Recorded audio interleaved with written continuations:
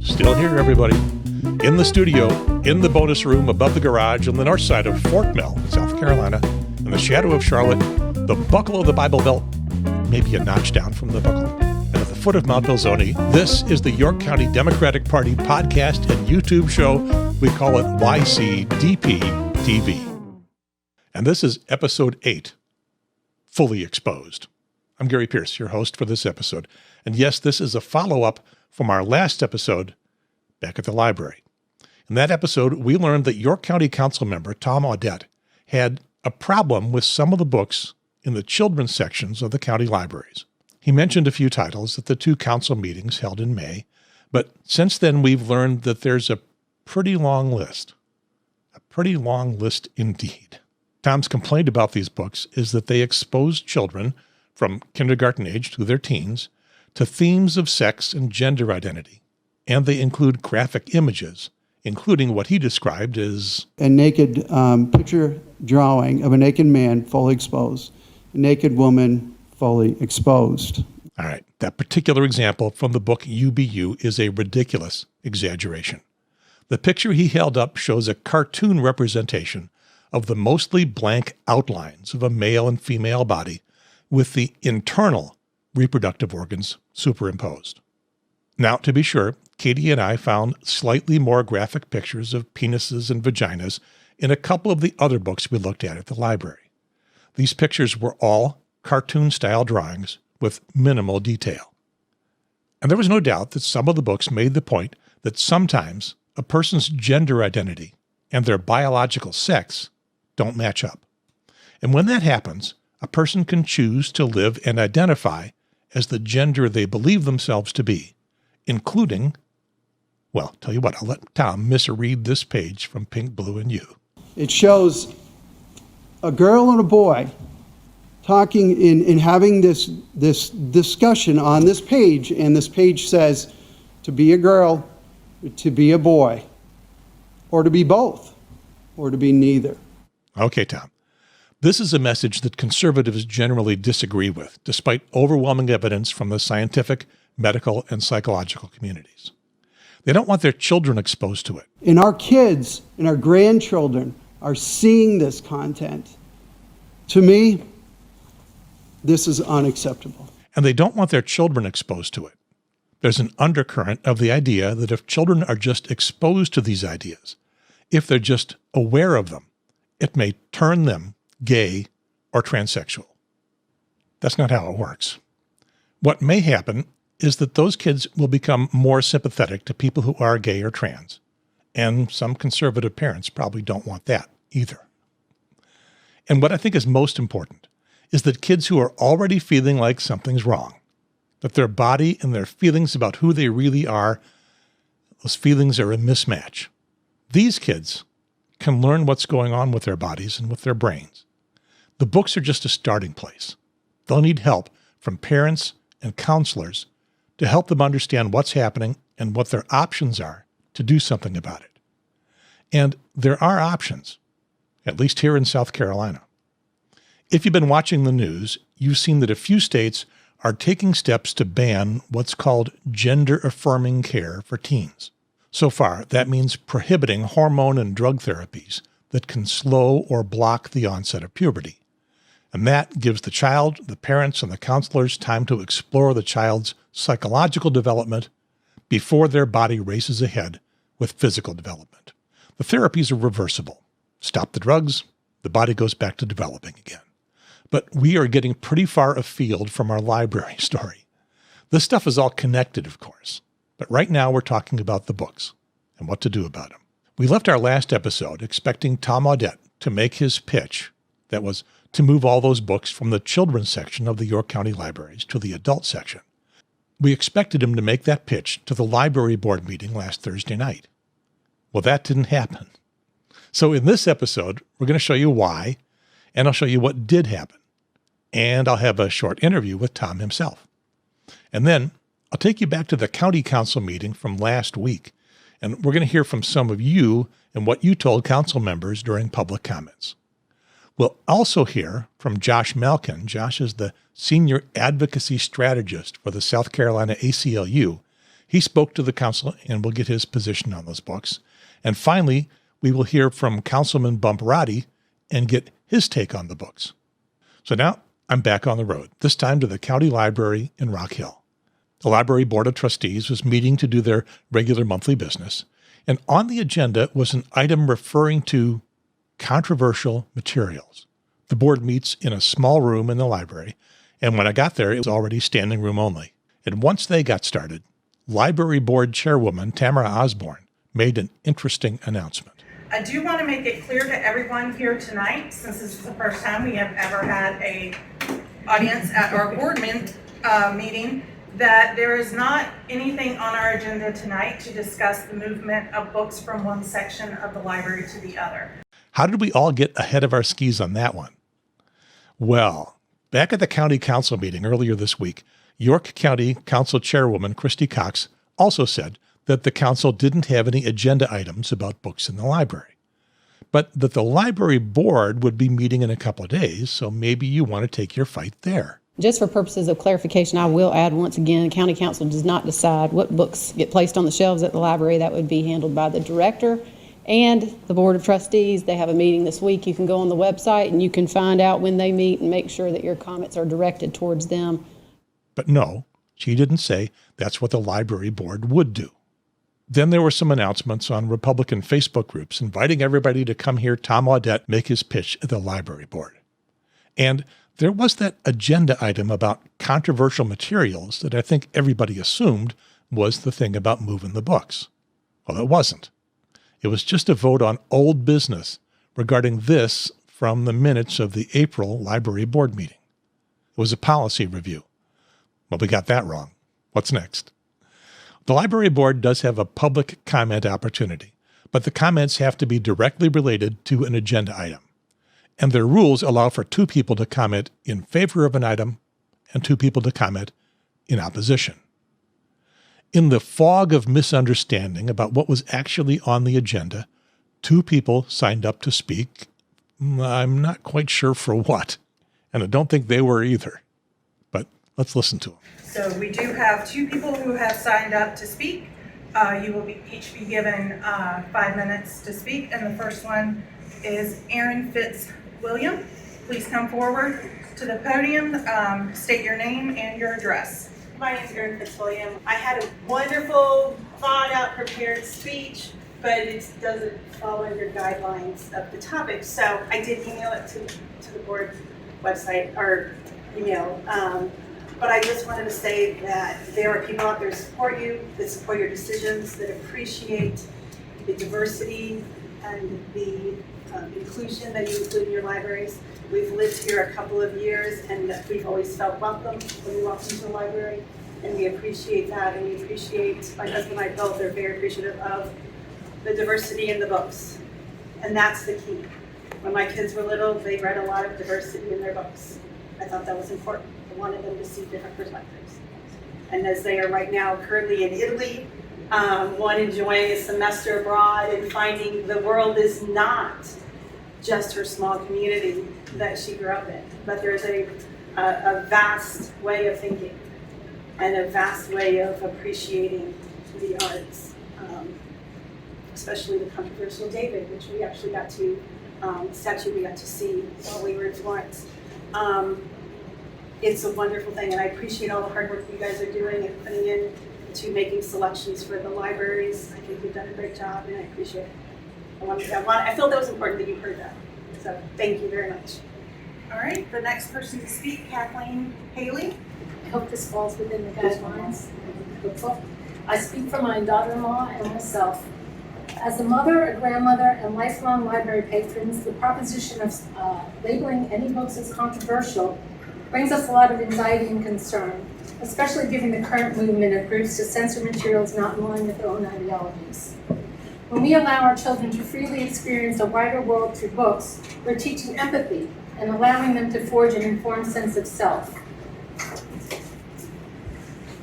Of the books being presented with concerns, none have shown to be any sexual in nature. The anatomy is not intrinsically sexual. The larger topic in protest seems to be books related to gender identity and LGBTQ topics. These are topics that people should have available to an age-appropriate teen audience who may be questioning their own identity and learning to empathize with somebody else's lived experience. I understand that parents are concerned that their child is seeking answers of their own identity. They're seeking outside sources that don't agree with their beliefs or what they were taught. In those cases, the parents have every right not to allow those children to read those books or take those books out. And they have then the obligation to take those books and read them first to know what's inside of them. When we take away open representation of people, we are opening the question of their safety. Are the protests of individuals such as LGBTQ unfit to be seen by children? Is their existence unwelcome simply because someone finds them offensive?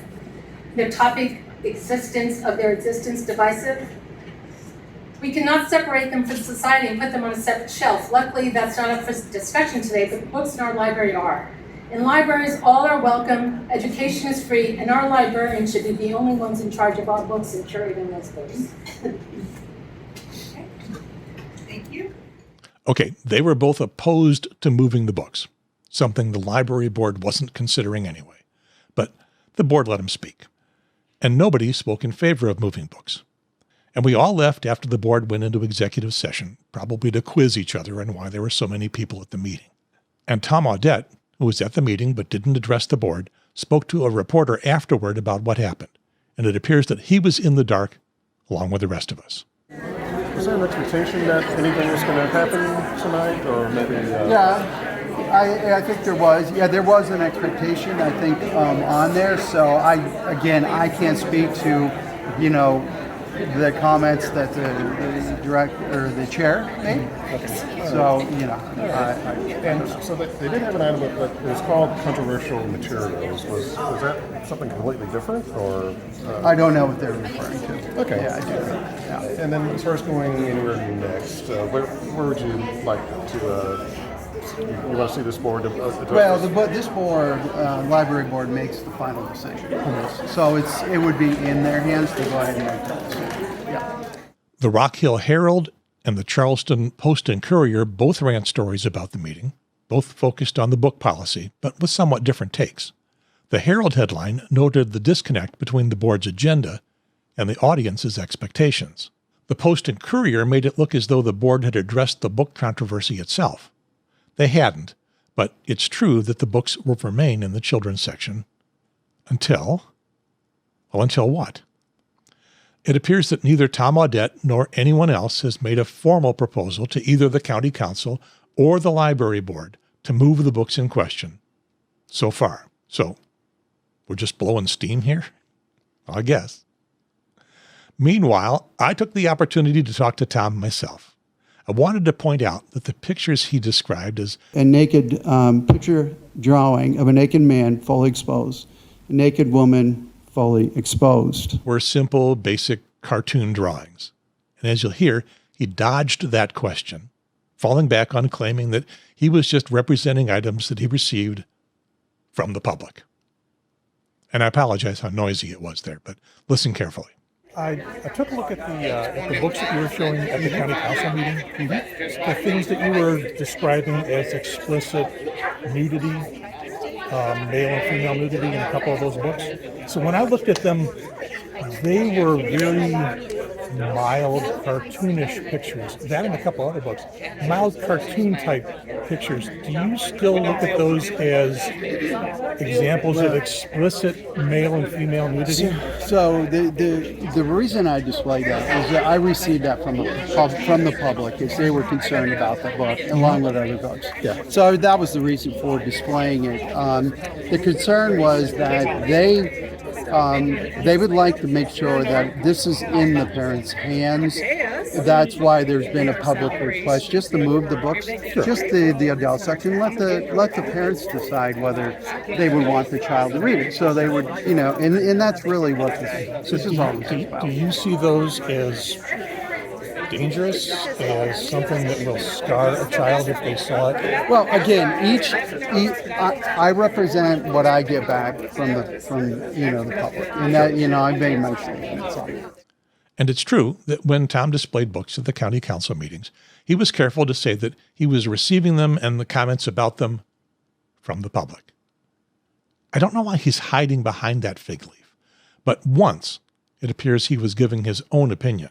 And this is his complete comment about the book Pink, Blue, and You. It's from the May 1st council meeting, and initially he says he got the book from a constituent. But after reading from it, his comments appear to be his own. From one of the constituents that emailed me, and they said, reaching out to you about the books that are sitting in the York County Library, the content is not appropriate for my child. And this book, again, is called Pink, Blue, and You. This book is for kids that are 4 to 8 years old. Okay, in this book, you all have the pamphlet.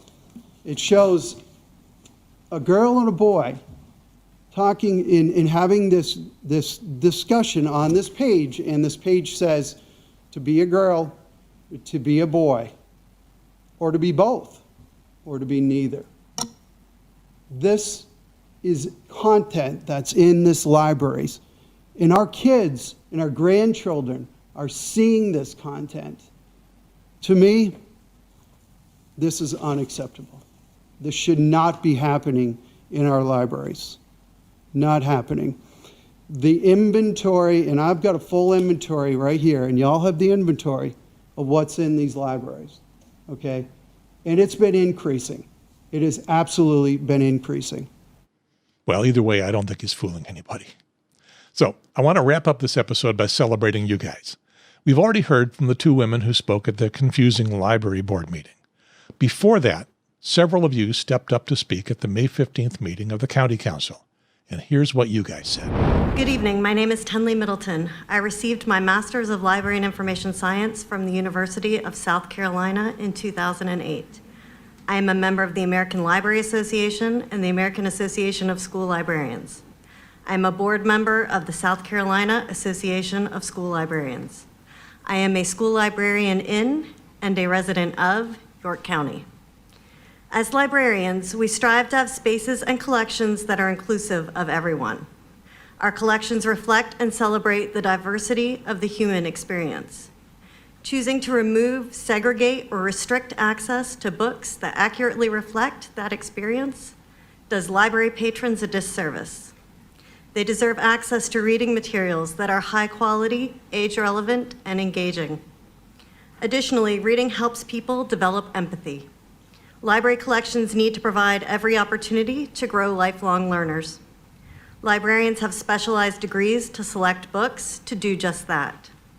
We all want York County residents to be informed citizens, and books are an important part of that goal. Thank you for your time. I'm Catherine Gutteridge. I'm a resident of Fort Mill, a parent to a 7th and 4th grader, and I am here today to speak against the proposal to move certain children's books from the children's section, where they belong, to the adult section of our public libraries. As someone who values free speech, this proposal represents a dangerous and misguided attempt at censorship. As responsible adults and community leaders, we have a duty to promote intellectual freedom and encourage the free exchange of ideas. We must not let our personal beliefs or biases interfere and influence what materials are available to the whole public. Our library should be a place where people of all ages can come to learn, explore, and discover new ideas without fear of censorship. Our libraries already have policies in place that inform parents on how to use the library with their children. The library card policy states, "It is the right and responsibility of the parent or legal guardian signing for the juvenile's library card to determine what is appropriate for their child to check out. It does not state that a parent can decide what is freely available for other people's children." There seems to be a misuse or misconception on what is considered sexually explicit. Just because a book contains LGBTQ+ characters or relationships, it does not make it sexually explicit. In the same way, a book that contains cisgender or heterosexual characters or relationships is not sexually explicit. In fact, these books are important for our children to see the diversity that exists within themselves and in the wider world. In conclusion, I urge you to reject the proposal to move certain books from the children's section to the adult section. Let us instead focus on creating a welcoming and inclusive environment for all, where free speech and intellectual freedom are celebrated and censorship is not tolerated. And I have a segment of our petition here, The overall petition had 1,300 signatures. We have over 630 just from York County. Thank you, ma'am. If So you, I'll you can email pass that to our clerk. Yeah, thank you. Hello, my name is Carrie Gutzwiller-Love. I am a mother of two and a business owner in Fort Mill, South Carolina. I am speaking on behalf of resident Lacey Lane, who is unable to attend tonight due to illness. These are her words. I am a mother of two and an elementary school counselor of 14 years residing in Fort Mill, South Carolina. I am here tonight to ask that you allow our professional librarians to be able to make decisions about what books to include on the shelves of our public libraries in the locations that they deem most appropriate based on their expertise and without interference from county council members. As a parent and an educator, I value and appreciate the important role that libraries play in supporting education and literacy for all children and families that take advantage of their amazing services. Our public libraries should be stocked with inclusive offerings that provide the opportunity to introduce children, teens, and adults to a wide range of diverse stories that reflect different perspectives and experiences, both theirs and others. I feel strongly that any attempt to remove, relocate, require a special label, or in any way impede access to any book in our York County libraries will further marginalize the children, teens, and adults who are members of the LGBTQ+ community here in York County. Such attempts would send a dangerous message that certain ideas and identities are not welcome in our public spaces. Books containing information about gender and sexuality are not a specific genre or an agenda of any kind. Rather, these concepts are simply part of everyday life for all of us. Please do not be persuaded by Councilmember Tom Audette and the loud minority of community members who make ignorant demands based on their personal beliefs and opinions. If they do not want their children to read certain books, it is their parental responsibility to help their children and teens select books that align to their personal ideology. It's not their right to remove books from the shelves that my children can easily access. Thank you, ma'am. Thank you for your time. Good evening. My name is Katie Rutland, and I'm a wife. I'm a mother of 3 boys. I am a Christian. I've been a member of this community for more than 20 years. My professional background is in journalism, and one of my favorite newsroom sayings has always been trust but verify. So after I listened to some disturbing comments about objectionable books in the children's section a few weeks ago, I did what any reasonable person would do, and I went to go check it out for myself. I went to the Fort Mill branch of the county library, and there I found a book that was discussed in detail at the previous council meeting called Pink, Blue, and You on the shelf. And I really want to tell you guys, this book helped me guide my children on a really meaningful two-way conversation about gender identity, about how to respectfully engage with and befriend members of the transgender community. And I'm so grateful for the easy access of the book and the opportunity to launch what I know will be an ongoing topic of conversation in my home.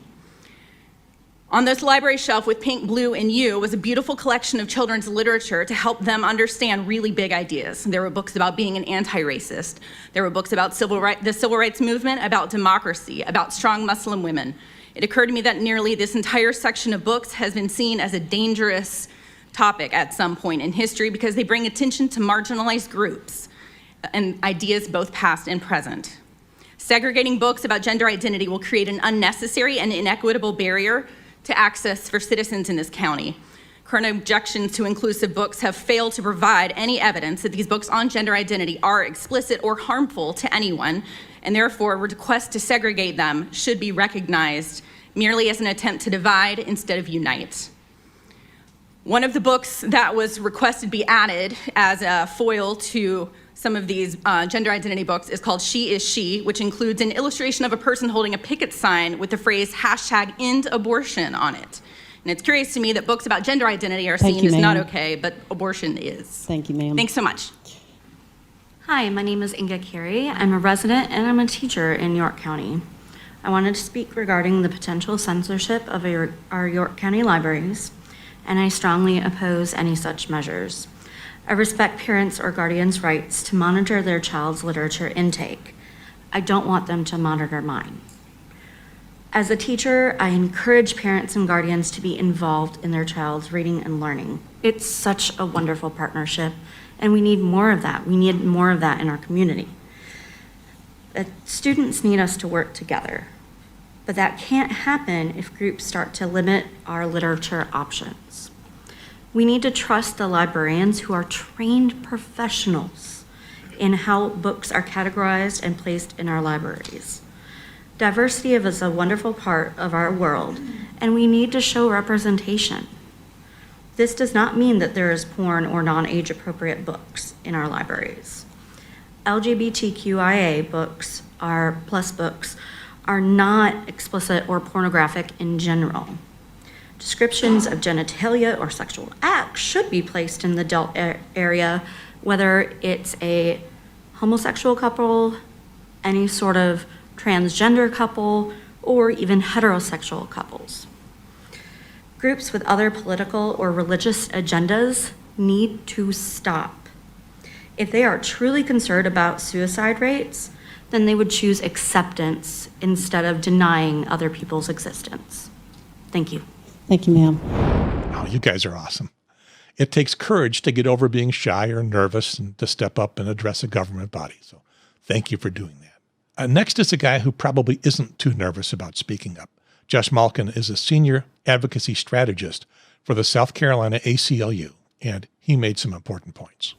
Good evening. My name is Josh Malkin. I'm the senior advocacy strategist for the ACLU of South Carolina.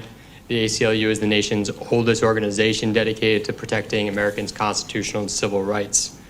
First of all, thank you all for your public service. I've been to enough county council meetings around the state, heard enough rants about roads. I know you all don't get the praise you all deserve, so I appreciate your heed to call the public service. I'm here this evening to share our office's concerns surrounding comments made at the last board meeting regarding relocating children's books featuring LGBTQ characters. I'd like to first share my concerns with some of the comments I heard earlier today, and then go into some of the legal analysis. I think we're more and more in an age where folks can't hear each other, right? It's fundamentally American to disagree, and we can't listen to folks that we disagree with.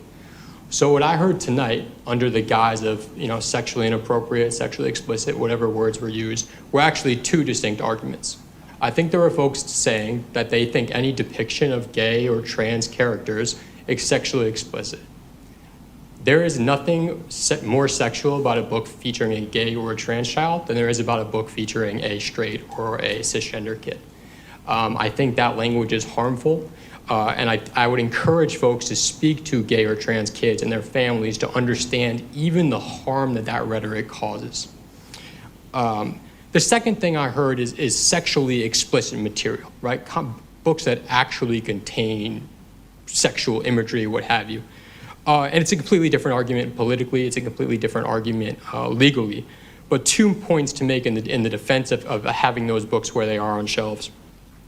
Just as parents are the experts when it comes to what their children can read, we need to trust and believe that our librarians are the experts when it comes to curating our libraries. As this rhetoric ramps up, librarians are tragically being subjected to more and more vicious attacks. So I'd hope that this council and the library board, which I'll also make sure I get my comments to, can really take heed of that and do what y'all can to respect and defend the safety of your librarians. The second point when it comes to actually sexually explicit content is I've been around the state hearing these same talking points, listening to the same animus. There are young women around the state who speak to how books provided a safe place for them after they survived sexual violence. Right, that's often a time when young women don't feel comfortable speaking to other people, and they found that comfort, they found that solace, they navigate their grief and their trauma through a book. And again, this was said earlier, if you are a parent who perceives either type of book to be a threat, you have the opportunity always to opt your child out of that book, always. And now, if I will, I'll just go into sort of the legal analysis of restricting access of books that just feature queer characters. Dear members of the York County Council, I write to share our concerns regarding suggested efforts to ban or restrict access to certain books. Governmental imposition of censorship requirements in public libraries violates the United States Constitution and South Carolina's Code of Laws. Moreover, South Carolina has systems in place to review books that are in public libraries and has expertly trained librarians entrusted with these responsibilities. Our librarians are specialists in their field and deserve our confidence and trust they have the best interest of all South Carolinians in mind. The Supreme Court has been clear that censorship of books in school libraries is de facto unconstitutional. The court held over 40 years ago that local school boards may not remove books from the school library shelves simply because they dislike the ideas contained in those books. The special characteristics of the school library make that environment especially appropriate for the recognition of First Amendment rights of students.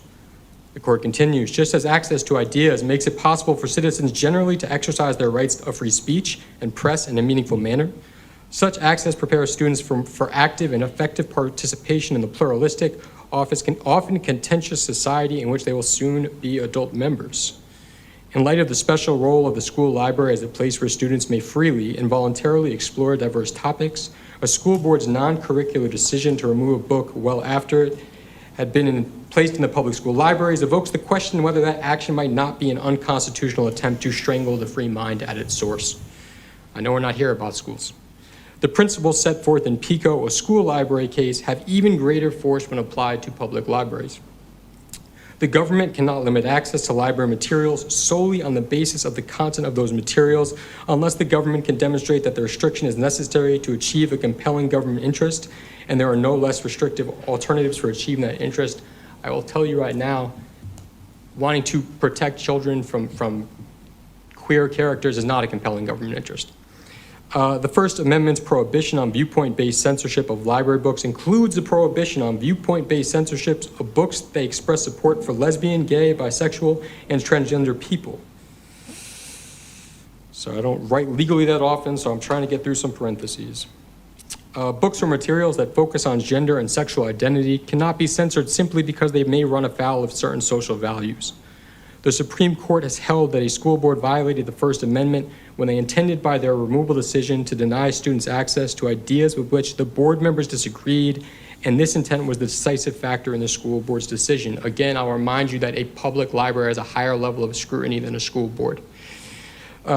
Further, the doctrine of unconstitutional conditions posits that if the government is prohibited from directly limiting the exercise of constitutional rights in a given situation, the government may not achieve the same result indirectly by offering benefits subject to the condition that the recipients waive their constitutional rights. That is, governments cannot circumvent constitutional violations by offering incentives or threatening financial penalties to institutions in order to achieve the desired result. We have received reports that politicians around the state have threatened to withhold critical funding from county libraries unless these libraries comply with an unconstitutional infringement on their right to facilitate the First Amendment right to free exchange of information. In addition, even where a regulation does not silence speech altogether, the Supreme Court has given the most exacting scrutiny to regulations that suppress disadvantage or impose differential burdens upon speech because of its content. Therefore, requiring library goers to ask an employee or secure parental permission in order to access certain titles is an unconstitutional restriction on the freedom to access information.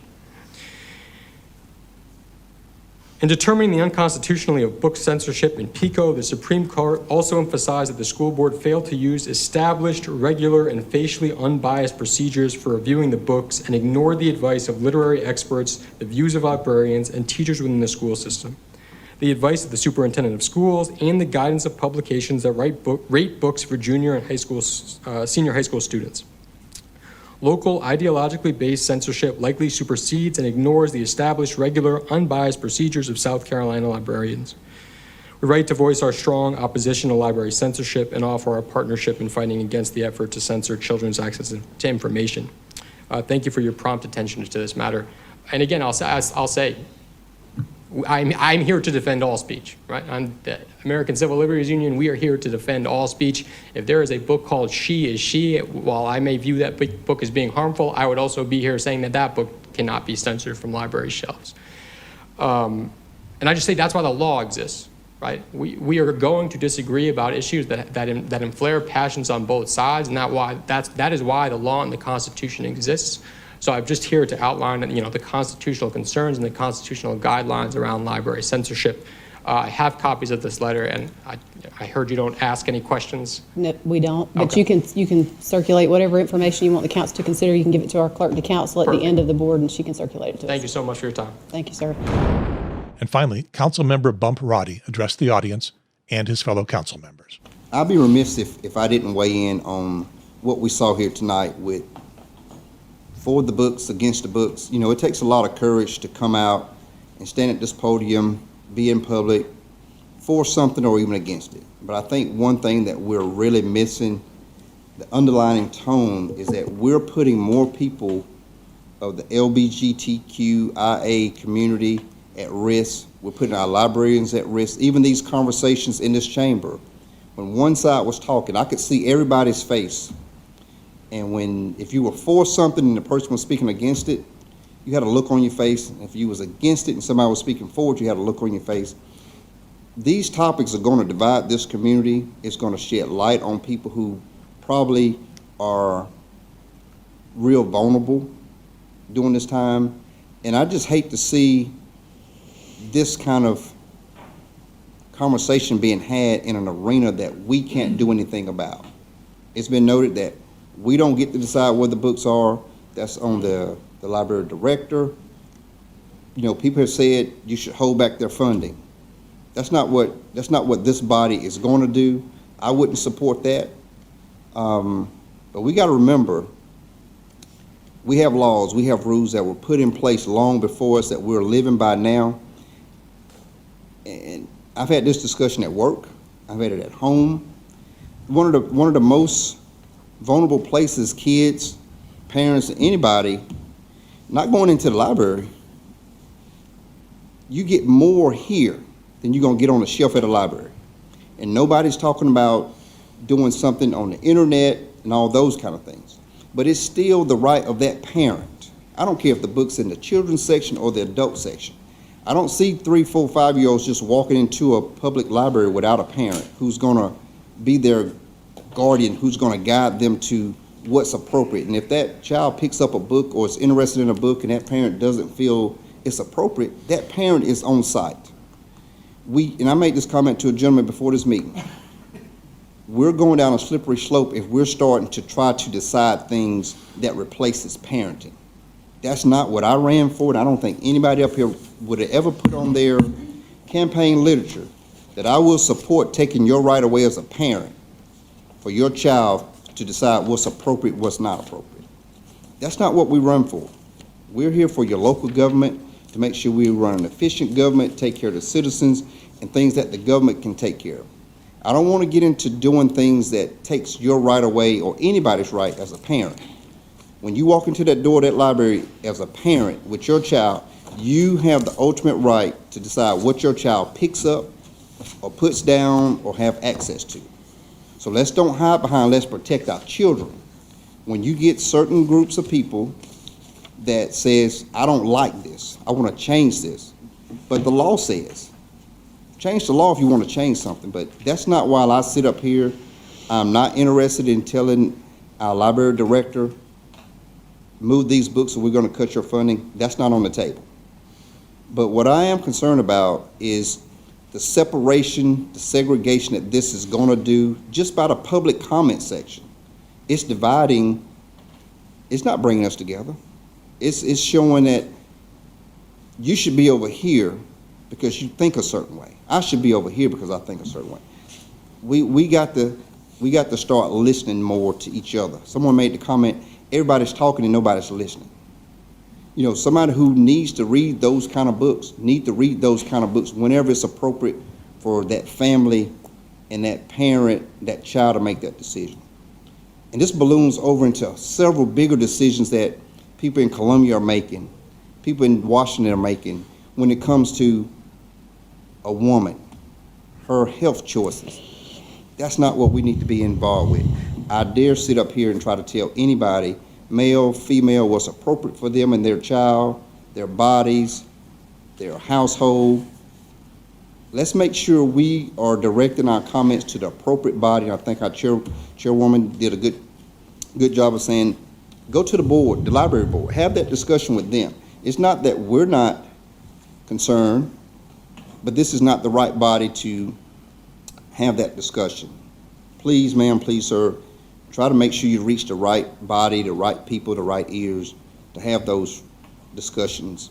And it's our job to hire a library director, but that's on them. And I fully trust librarians across everywhere who who've given their time to do the research, because we have people who haven't been into a public library in 50 years. Now all of a sudden trying to tell libraries how to operate. That's not how this works. You know, you don't tell your doctor how to operate when you haven't gone to med school. Let's try to be reasonable what we're asking people to do. And I saw the looks on people's faces tonight that just says where we are as a community. Let's respect each other's views. Can we agree to disagree on some things and that be okay? But some people feel like it's my opinion and it has to be this way. You know, we all have kids, we all have things that we're passionate about, but if you can't respect people's views and opinions, take a look in the mirror and see who you are, because everybody's not the same, everybody don't feel the same. We don't even vote the same up here. But at the end of the day, we do our job and we respect each other. And at the end of the day, that's what it should be about. Respect those who don't think, act, or even look like you. And that's my comment for today. And I hope my comments are well received, because we should be inclusive. We should be inclusive, but we have people who want to be divisive, who don't want everybody to live, laugh, and have happiness. That's what it's all about. And we try to provide that with the things that we're doing to bring to this community. Some people don't like what we're doing, but this is a public forum. We're your elected officials, and we're here to do a job that we're charged with doing, but I don't like it when things come to us that we can't do anything about. And we've had that happen time and time again. It's not that we don't care about those issues. It's just this body doesn't get to decide those issues. And that's my comment. So is Bump right? He says the issue doesn't belong before the county council. Well, the ball would seem to be in Tom Audette's court. We'll wait to see what he does next, so stay tuned. And, okay, this has been fun. Again, thanks to Katie Rutland for giving us a tour and her insights at the Fort Mill Library branch. And thanks to all of you for watching. You know, the goal of this show is to help generate interest and enthusiasm for Democratic politics in York County. If you're watching this and thinking, I want Gary and Matt to talk about X, well, let us know. Drop a comment in either the YouTube or Facebook post on the show. But hopefully more than that. We don't want to just sit here talking. We want to sit here talking to you with your whole face right here on the TV set. And that you runs all the way from office holders and candidates to party officials to campaigners, all the way down or all the way up to you, citizens and voters who have something to say. So let us know. And that's it. This episode is now fully exposed. I'm Gary Pearce, your host, this time for the York County Democratic Party YouTube show and podcast that we call YCDP-TV. See you next time. Over and out.